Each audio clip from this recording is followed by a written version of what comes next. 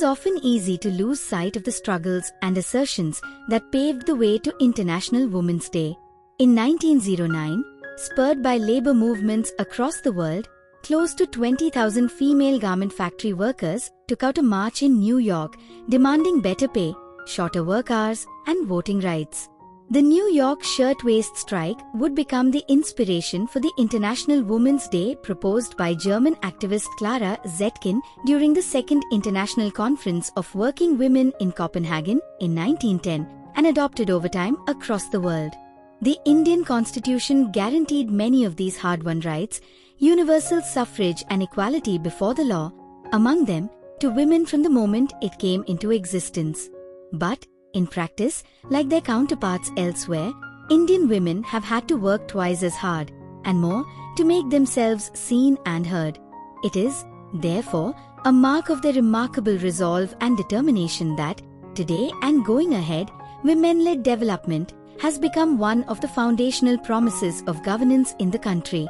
Political parties across the spectrum are reaching out to them with competing promises and schemes which keep their aspirations at their core.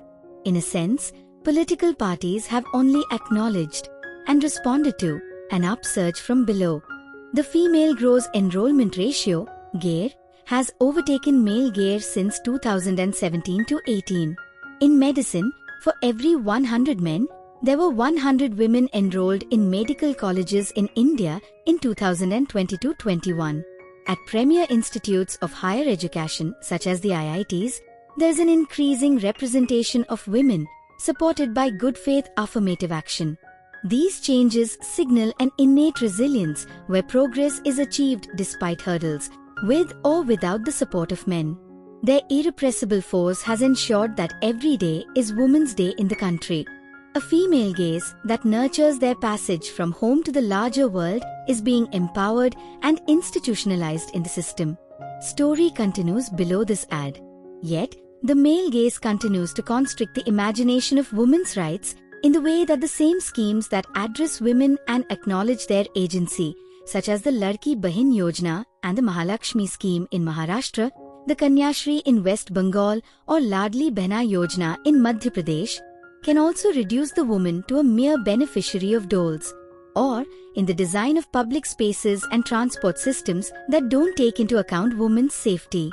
A report published by the UN on 6th March shows that in 2024, nearly a quarter of governments worldwide reported a backslide on women's rights.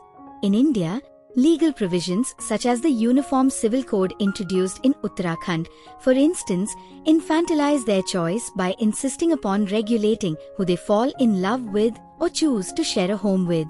The Time Use Survey 2024, January to December, released by the MoSPI last month, shows that women spend more time in unpaid work at home compared to men, that despite a rise in labor force participation, 41.7% as per data from the Periodic Labor Force Survey 2023-24, they still account for a small proportion of the total workforce and much of it remains self-employment.